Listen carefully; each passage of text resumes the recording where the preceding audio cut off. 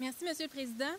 Donc, on entre aujourd'hui dans une ère nouvelle. Après l'industrialisation, le développement des services dans les pays occidentaux, on s'oriente vers une nouvelle dynamique, soit le développement durable. Donc, aujourd'hui, le gouvernement, avec son projet de loi, cherche à établir un jumelage économie et environnement.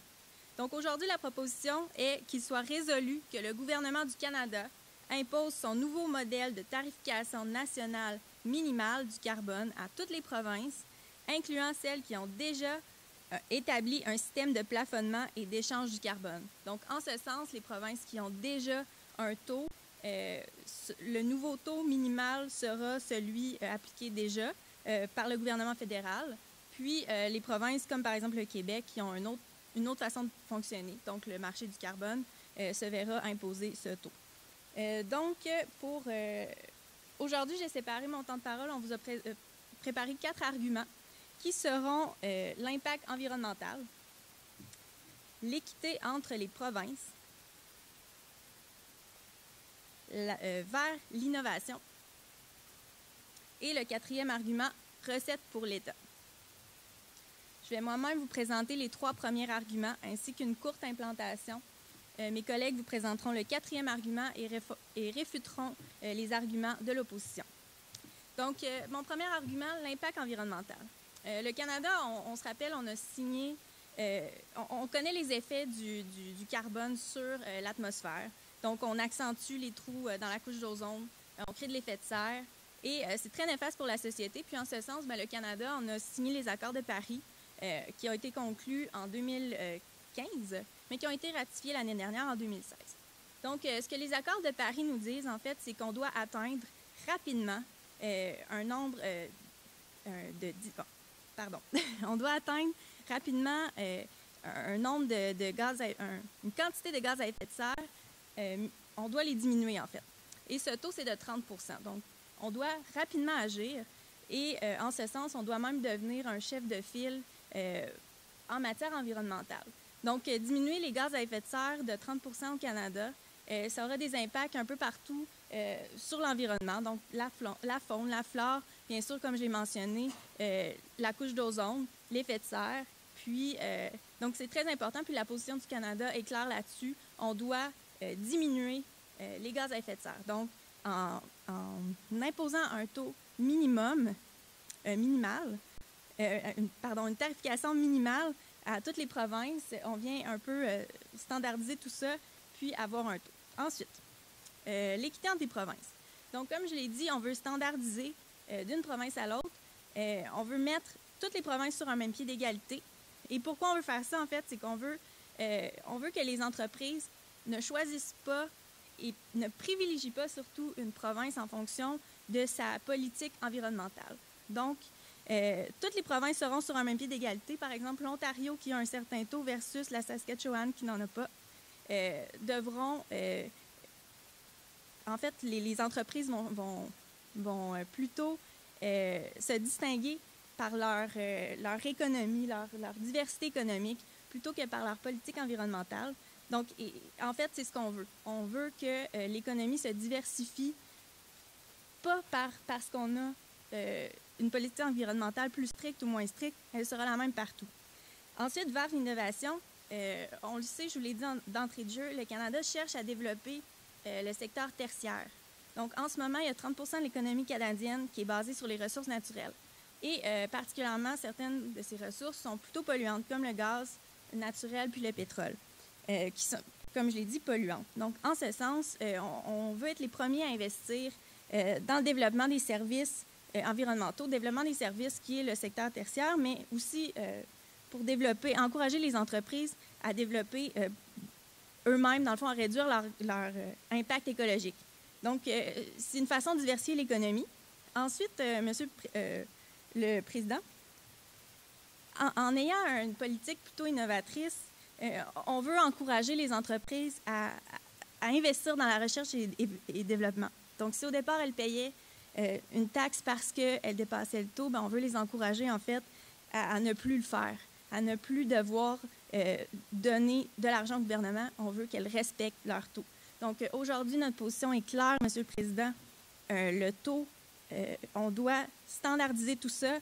On doit minimiser l'impact sur l'environnement et miser aussi sur l'innovation. Merci, Monsieur le Président.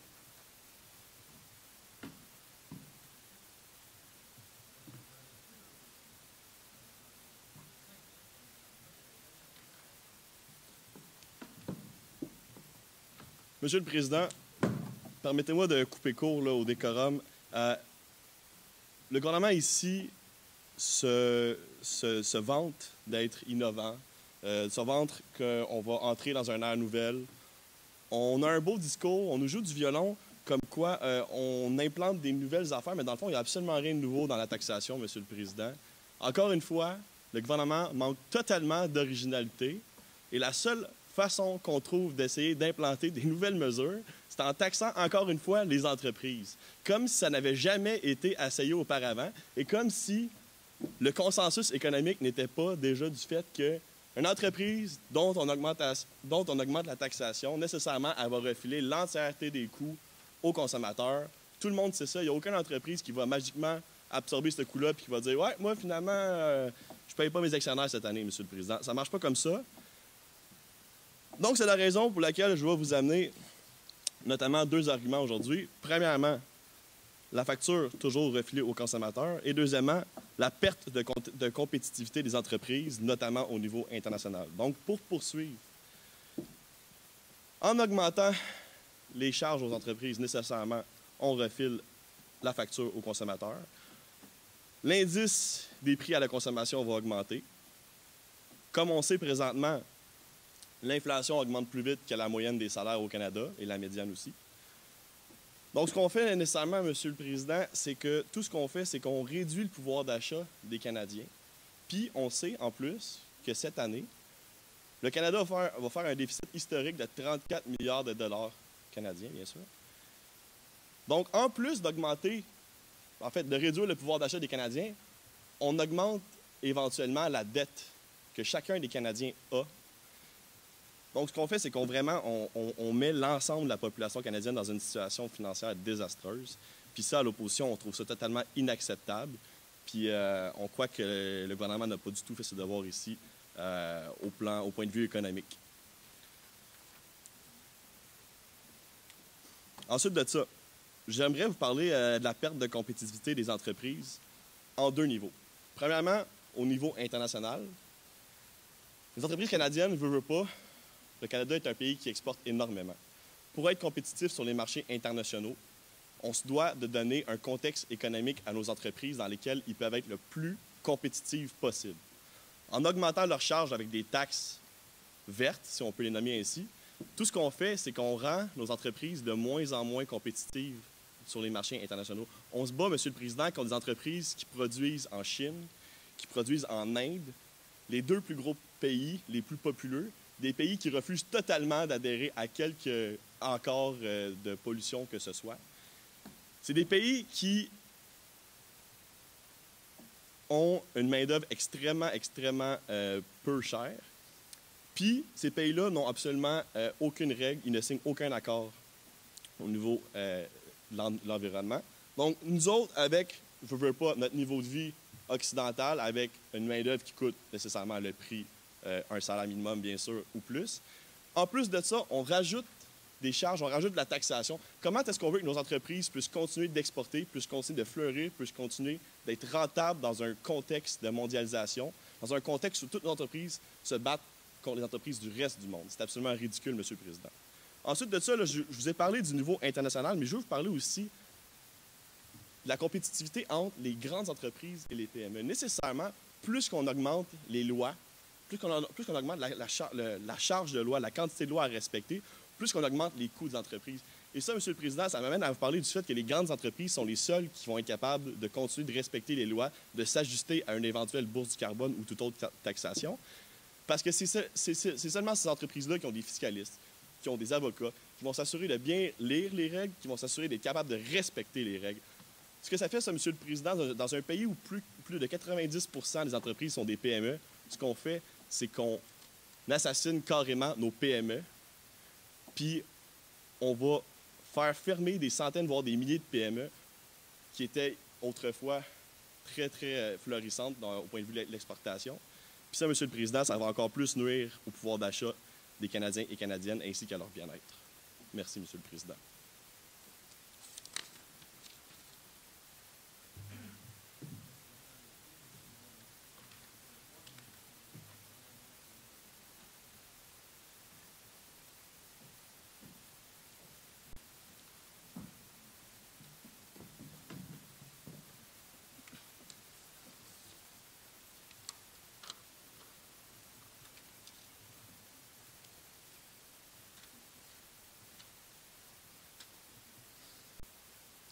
Merci, Monsieur le Président.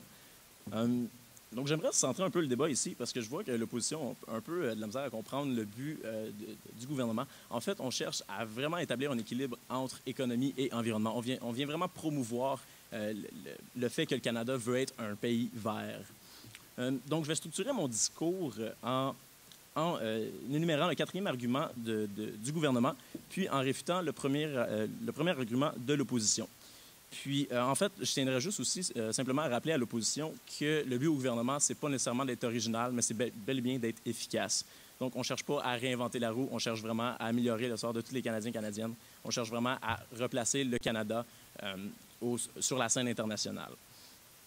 Donc, pour ce qui est du quatrième argument du gouvernement, en ce qui a trait aux recettes des États, même si on encourage les entreprises à réduire leurs effets de gaz à effet de serre, même si on les encourage à être beaucoup plus écologiques, c'est sûr qu'il y a des entreprises qui vont quand même dépasser le quota minimal.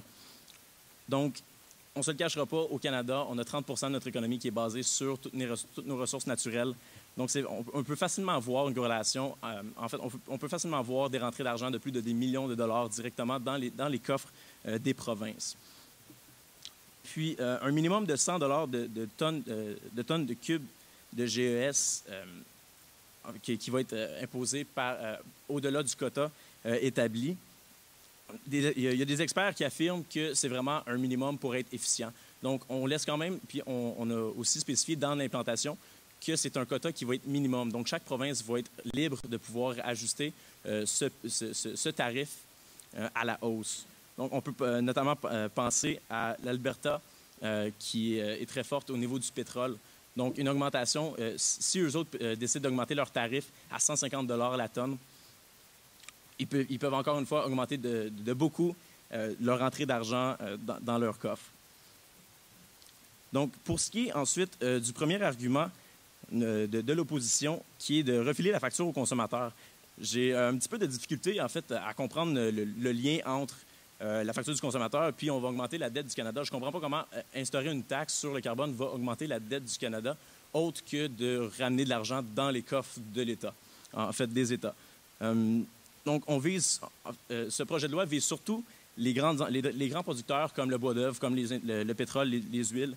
Donc, vu que c'est des très grands producteurs, ça va avoir un très mince impact sur le prix de consommation, sur le prix de consommation, sur le prix de vente. Donc, pour toutes ces raisons, nous croyons qu'instaurer une taxe minimum, un tarif minimum sur le carbone peut être bénéfique pour le Canada. Merci, M. le Président.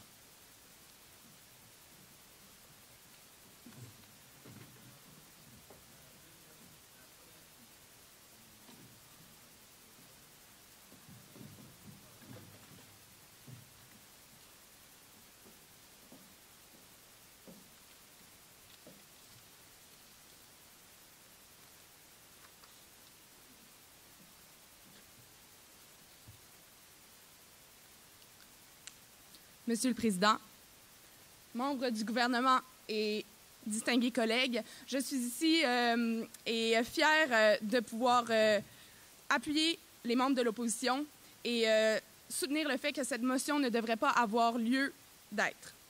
Donc, je vais commencer par mon premier argument, qui est les coûts d'encadrement. On sait qu'il existe déjà plusieurs mesures concernant l'environnement. Par contre, on sait très bien qu'en appliquant cette motion, on va devoir engager de nouveaux fonctionnaires, faire travailler plusieurs inspecteurs et divers avocats. Bref, cette motion va engendrer une grande lourdeur administrative au Canada. Des coûts supplémentaires vont être engagés. Et on sait très bien que prendre une mesure du carbone peut coûter cher aussi, ce qui va encore engager des coûts supplémentaires. Dans le contexte actuel d'économie, où le déficit est de 34 milliards de dollars, qui est en fait le plus grand déficit historique au Canada, on ne peut pas se permettre d'appliquer cette motion. Cette motion va coûter beaucoup trop cher et c'est pas ce qu'on veut. Du côté du gouvernement, on nous parle... en fait, je vais citer notre première ministre qui dit « On vient un peu standardiser tout ça ». Il nous semble à l'opposition que tout ça est très vague. On n'a pas à apporter de mesures concrètes et en fait, il faut nous expliquer plus clairement qu'est-ce qui va... En fait, le gouvernement ne semble pas croire réellement en sa motion. Aussi, monsieur au gouvernement a parlé de l'Alberta. Et ils ont aussi parlé d'équité entre les provinces.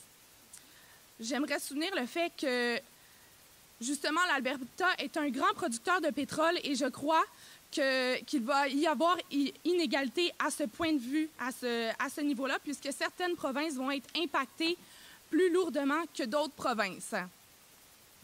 Donc, cette mesure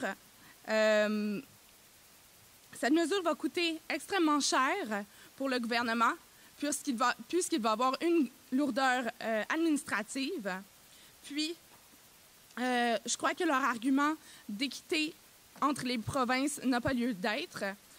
On sait que si l'économie ne tourne pas bien, l'environnement ne peut pas...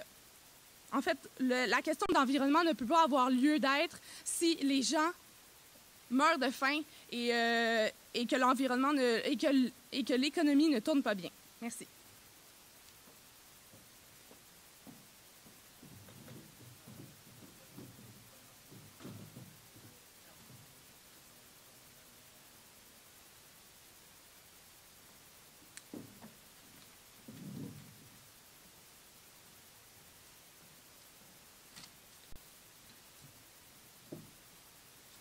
Alors, Monsieur le Président, avec tous ces, on pourrait dire, commentaires qui nous poussent vers... en fait, on pourrait croire que nous, ce qu'on propose, c'est proposer aux Canadiens de mourir de faim. Alors, je vais tenter de recentrer le débat.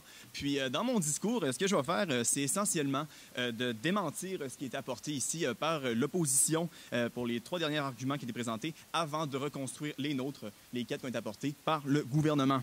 Alors, on nous a amené une perte de compétitivité sur les marchés. En fait, on a dit une taxe verte va tuer les provinces.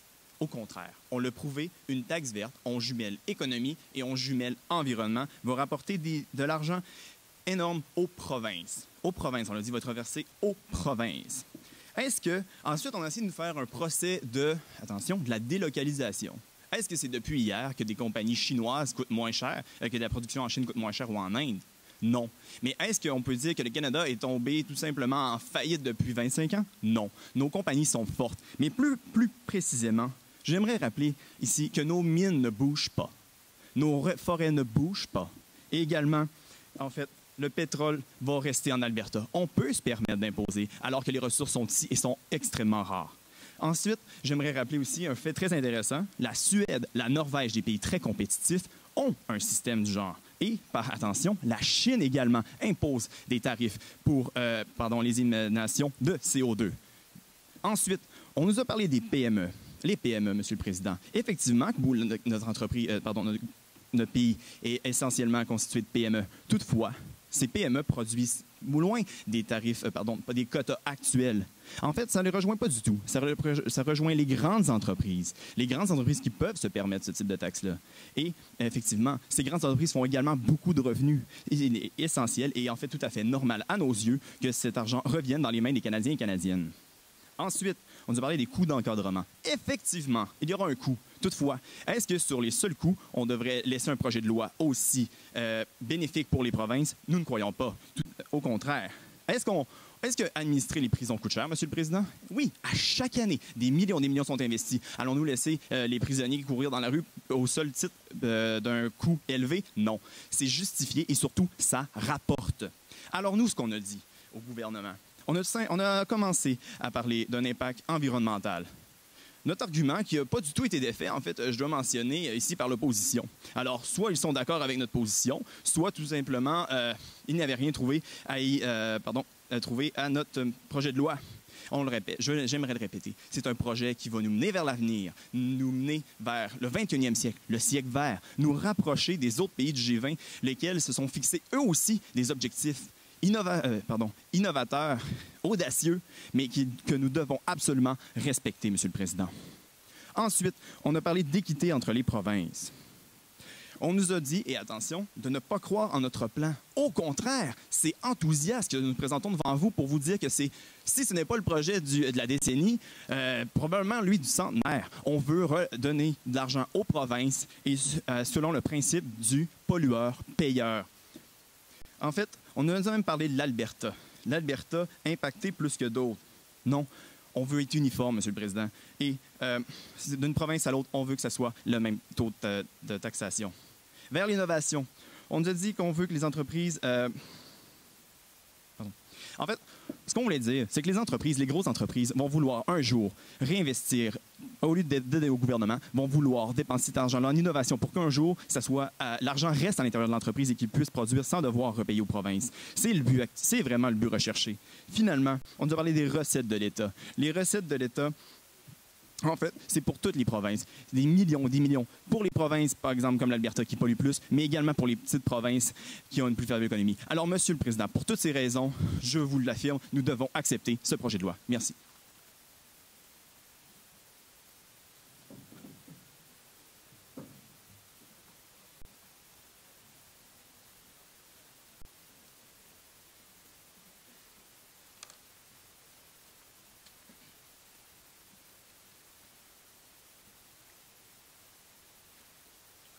Monsieur le Président, je pense que je vais me permettre quelques petits sourires à l'égard du gouvernement, parce que je pense qu'ici, il y a un enjeu très clé qui n'a pas été saisi. Le gouvernement prétend vouloir jumeler économie et environnement, et je vais vous démontrer à travers mon tour de parole que le gouvernement ici va plutôt nuire à la fois et à l'économie et aussi à l'environnement au Canada. Alors, sans plus tarder, je vais commencer par mon premier argument. Ici, ce serait de présenter qu'il existe d'autres incitatifs, contrairement à ce que veut nous faire croire le gouvernement, comme quoi le principe du pollueur-payeur devrait s'appliquer partout au Canada. Monsieur le Président, il n'est pas méconnu de tous que le principe de pollueur-payeur favorise davantage les grosses entreprises. Ici, on se demande bien si les membres du gouvernement ne sont pas biaisés en fait par des intérêts de grosses entreprises. Monsieur le Président, qu'est-ce qui se passe ici? Le gouvernement nous dit que nous allons favoriser les entreprises qui polluent déjà davantage, qui souillent la nature et l'environnement canadien et leur permettre de polluer plus, de fixer un prix de 100 $ sur lequel je reviendrai parce que le gouvernement ici s'est contredit, je reviendrai par la suite, de proposer un prix de 100 $ par tonne de carbone. Monsieur le Président, nous savons ici que les incitatifs que nous pouvons proposer, autres que le principe du pollueur-payeur, ce sont par exemple des crédits d'impôt qui fonctionnent bien. Monsieur le Président, ici, nous savons que plutôt que de dire aux entreprises « reversez-nous de l'argent contre le principe de payer plus », nous pouvons inciter ces entreprises-là aujourd'hui à polluer moins, et cela en les incitant, en leur disant par exemple, si vous réduisez votre taux d'émission gaz à effet de serre ou votre quantité de pollution selon un quota déterminé, nous pouvons vous proposer un tel montant de réduction d'impôt, ou alors on peut aussi proposer des subventions pour les intrants. Parce que, Monsieur le Président, ici, je peux souligner un propos du gouvernement qui était que une grande partie des ressources que nous utilisons sont des ressources naturelles. Monsieur le Président, les entreprises utilisent aussi des intrants qui viennent d'autres pays et ce sont des fois des intrants qui sont aussi pollueurs. Je pense que ces intrants-là dégagent du CO2 et le fait que l'État puisse proposer une subvention sur des intrants qui sont moins pollueux et plus soucieux de l'environnement pourrait inciter davantage ces entreprises-là à produire plus. Et par ce biais aussi, j'estime que les PME ne doivent pas être lésées comme semble ici peut s'en soucier le gouvernement. Monsieur le Président, nous savons qu'aujourd'hui, dans le contexte économique actuel mondial, les entreprises les plus innovantes, ce sont les PME. Monsieur le Président, aujourd'hui, les grosses entreprises saturent, raison pour laquelle la majorité d'entre elles vont aujourd'hui à racheter des PME pour pouvoir bénéficier de cette capacité d'innovation-là. Alors, Monsieur le Président, je pense ici que le gouvernement devrait nous répondre à la question suivante. Est-ce que ce gouvernement fait preuve d'impartialité? Non, je ne crois pas. Ensuite, je vais réfuter le troisième argument du gouvernement qui était vers l'innovation. Ça tombe bien que le gouvernement parle d'innovation, on va en parler. Est-ce que c'est novateur ici de privilégier des entreprises qui polluent comme le pétrole, qui produisent en Alberta le pétrole ou qui dégagent des effets de serre? Non, je ne pense pas. Est-ce que c'est novateur que le gouvernement nous propose des mesures qui sont déjà existantes et qui ont fait preuve de limites? Non, je ne crois pas. Le gouvernement ici veut plutôt engager les grosses entreprises à polluer davantage et utilise la question monétaire pour estimer que oui, une grosse entreprise a le droit de polluer parce qu'elle peut payer et cela va reverser de l'argent aux provinces. Sans plus tarder donc, je vais passer à ma deuxième réfutation qui concerne les recettes des États. Ici, c'est quand même assez particulier qu'entre le deuxième membre du gouvernement et le deuxième député, il y a un écart au niveau du taux. Nous avons entendu dans un premier temps 100 $ la tonne. Ensuite, nous avons dit que ce taux pouvait être fixé selon les provinces. Donc ici, je m'interroge à savoir si vraiment il est question d'équité entre les recettes des États. Parce que dans la mesure où nous assistons à des provinces qui sont déjà taxées comme le Québec et l'Ontario, des provinces qui sont déjà biaisées par le poids des réglementations environnementales, est-ce que l'équité est vraiment ici mise en place? Est-ce que le 100 $, lorsque l'Alberta va fixer 100 $ et le Québec va fixer 150, est-ce que les entreprises vont rester? Merci beaucoup, Monsieur le Président.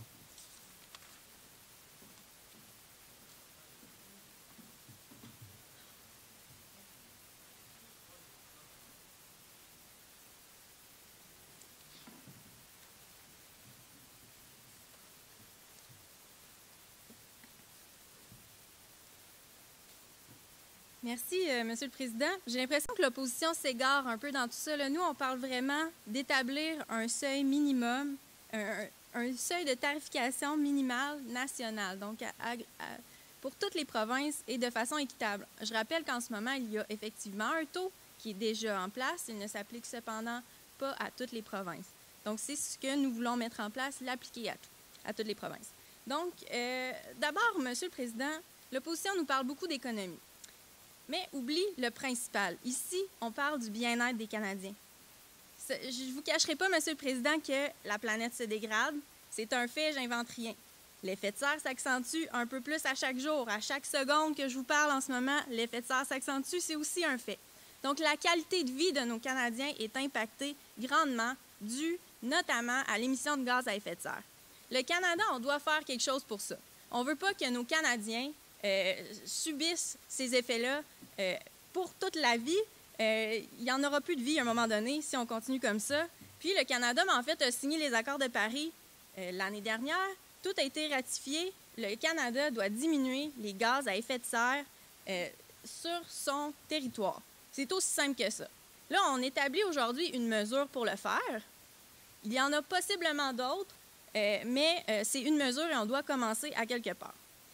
On doit aussi le faire très rapidement. Donc, on doit prendre des mesures aujourd'hui qui sont efficaces et cette façon de faire est particulièrement efficace. L'opposition nous a dit que les entreprises ne seront plus compétitives si on établit un taux de taxation, une tarification minimale. Mais en fait, c'est plutôt le contraire, Monsieur le Président. Il est possible d'être compétitif tout en respectant l'environnement. Et c'est ce qu'on veut mettre de l'avant. Ensuite, l'opposition nous a dit que ça allait coûter cher. Ils nous ont jamais dit ça allait coûter combien de plus. Mais en fait, nous, on a une réponse pour ça. C'est au contraire, ça va rapporter aux Canadiens que les entreprises qui polluent, qui dépassent le seuil d'émissions de gaz de carbone, vont en remettre à l'État. On veut qu'un jour, il n'y a plus simplement plus de gaz à effet de serre. En fait, non.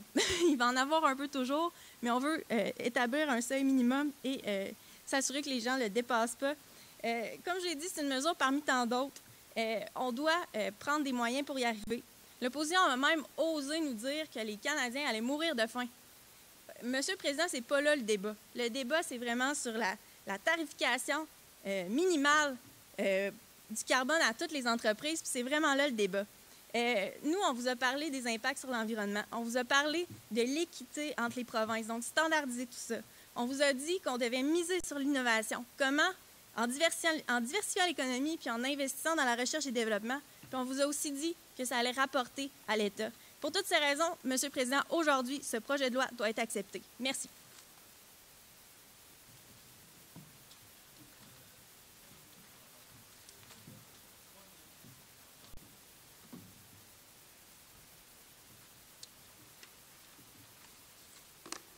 Bonjour, Monsieur le Président. Donc ici, j'aime bien, au gouvernement, on a fini avec un certain thème, puis je vais maintenir ce thème-là tout au long de mon dernier tour de parole. J'ai bien aimé la première ministre qui nous a parlé du bien-être des Canadiens. Parlons-en. Effectivement, à l'opposition, on se trouve à être le chien de garde du bien-être des Canadiens. Puis en ce sens, je vais revenir sur toutes les mesures qui ont été discutées aujourd'hui, puis je vais vous prouver en quel sens, justement, ces mesures-là vont nuire au bien-être des Canadiens. Premièrement, on nous parle d'impact environnemental. Moi, j'aimerais ça, j'aurais aimé ça que le gouvernement nous explique comment le fait d'acheter du carbone allait le rendre moins polluant que ce qui était déjà.